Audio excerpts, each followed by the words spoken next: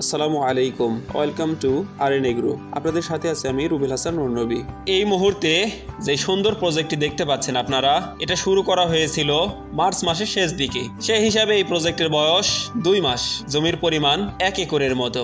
আমরা প্রথমে আলাদা করে বীজ থেকে চারা তৈরি করে নিয়েছিলাম। এরপরে চারাগুলো মূল প্রজেক্টে রোপণ করা হয়েছে 3 ফিট দূরে দূরে এবং 12 ফিট দূরে দূরে। ফল সংগ্রহ করা শুরু হয়েছে আরো 20 দিন আগে থেকে। এই মুহূর্তে বাজার দর পাওয়া যাচ্ছে প্রতি পিস 25 থেকে 30 টাকা করে। যেহেতু ফলের আকার সুন্দর, লম্বা, তাই বাজারটা ভালো আছে। রোগবালাই নেই বললেই চলে।